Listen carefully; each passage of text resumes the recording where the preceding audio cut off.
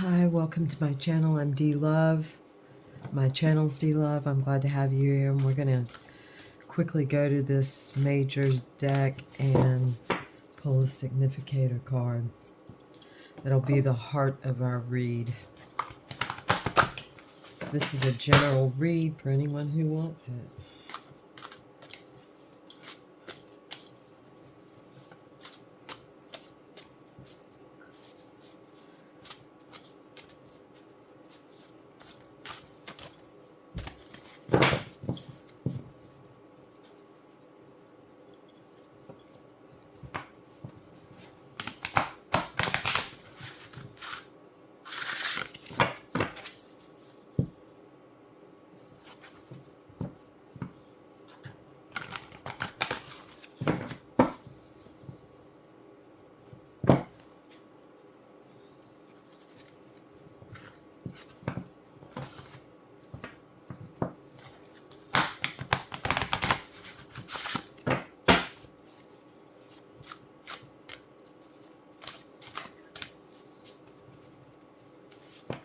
Oh, okay. One jumped out, and it's the Chariot.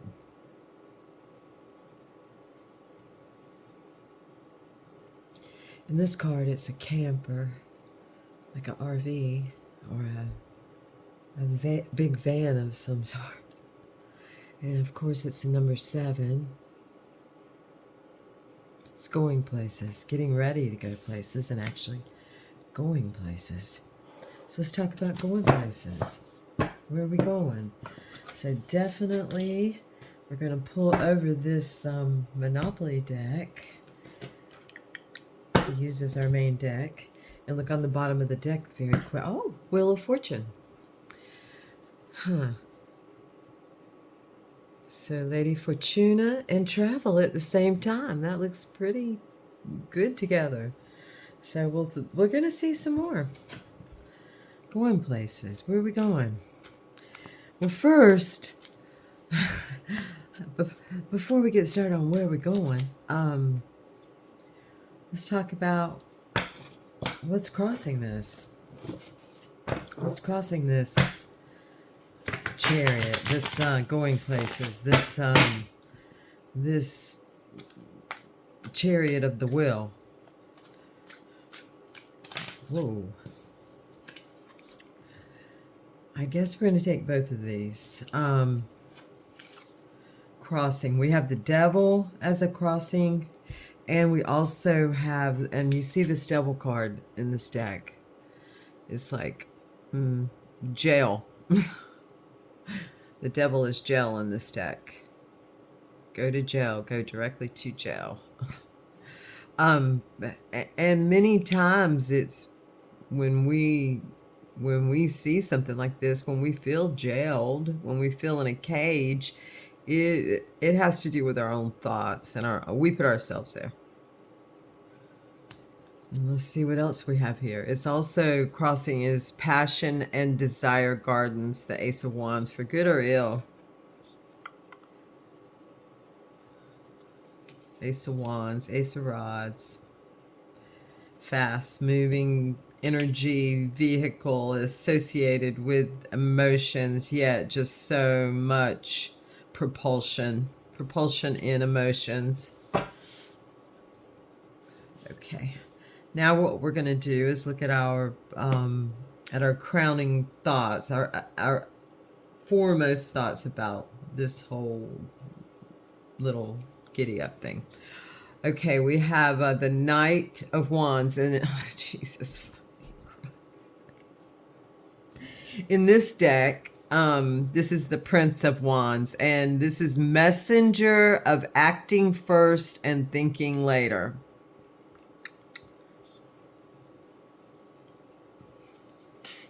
So we're like all about just gun and go. This is all going together here very nicely.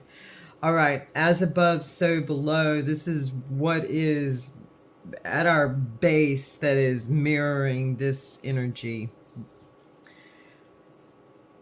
Four of Wands, joyous home gardens.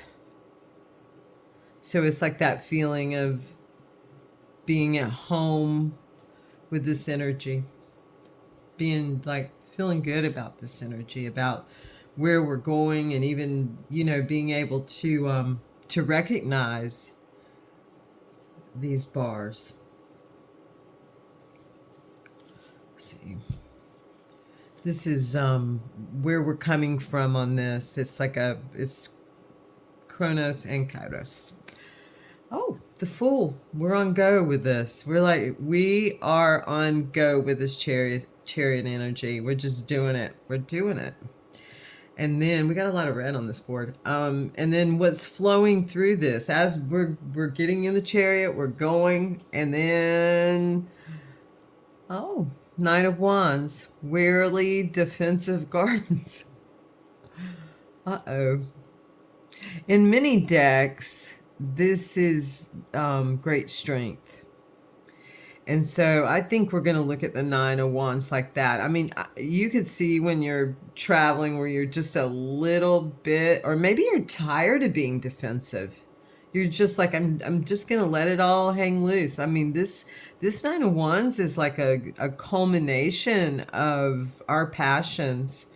And nines are generally like a real confident energy. And as I said,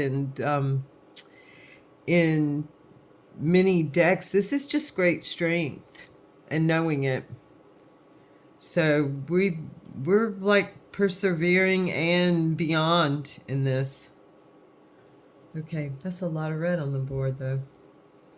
Glad we have that crowning Prince of Wands up there. Okay, we are, wow, the Three of Swords, grief and sorrow away. We are this. We're feeling grieved. We have a lot of things to feel sad about. Things are changing. They're not quite what we imagined. And we are in sorrow about it, but we're able to feel that sorrow. I mean, we're going to look at our internal and external weather, but I will say that one of my favorite quotes about this card comes from Lon Milo DeCab. And he says, and he's a great master, a living master of the tarot and magic in particular. And he said, we should all be so lucky to draw sorrow.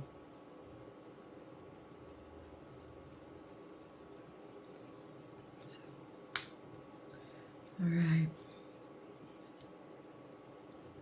So we are grief and sorrow away. We're about to find out. What's our internal and external weather on this? Wow, the Tower. Lots of things coming down. Lots of preconceived notions. There's a crack in the roof. We need to get some tarp up there.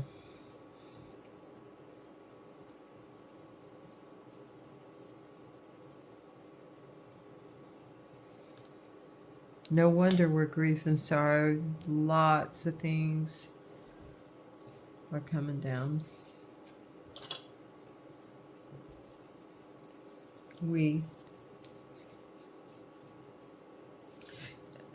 fact that this is in the weather, our like vibe position, is a really good thing. These two together are really good. It's very explicable. It's the fact that we are in this position. I mean, and we jump in and put ourselves in this position somewhat. Internally and externally shows that we are facing these we're facing ourselves here. What is our, what do we want the most and fear the most in this? It's the same thing. Three of Wands, future plans, gardens. We just want like something to look forward to, and we fear it also.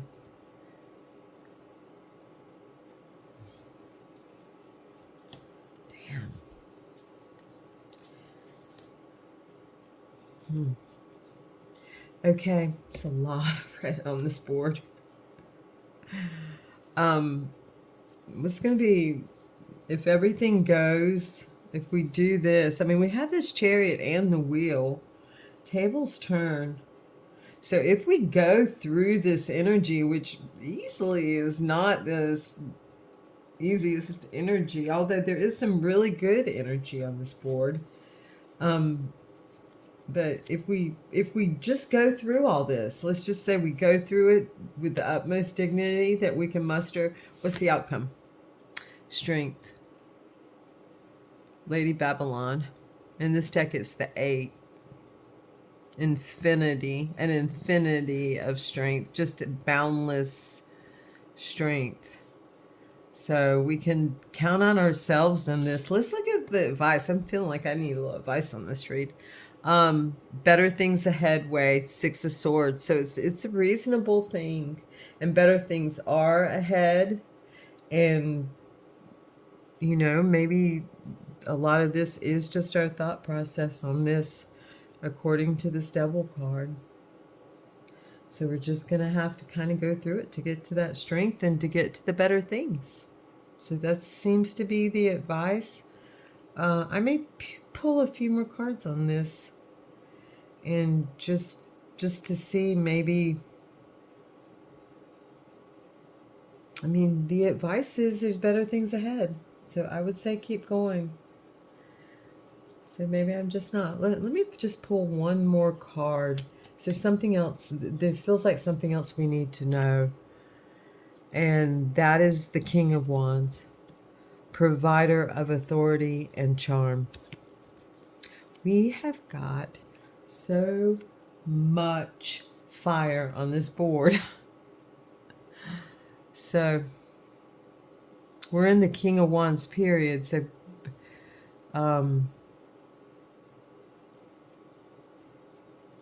this could just be now. This could be a time period thing. That's what came to my thoughts. Was this is we're, you know, or maybe we are this, the provider of authority and charm. This one's got me a little bit puzzled. Okay, folks, I'm gonna leave this read here and quickly see if maybe we can get some clarification from Gurdjieff, if possible. I don't know if everybody can see these cards. Here we go.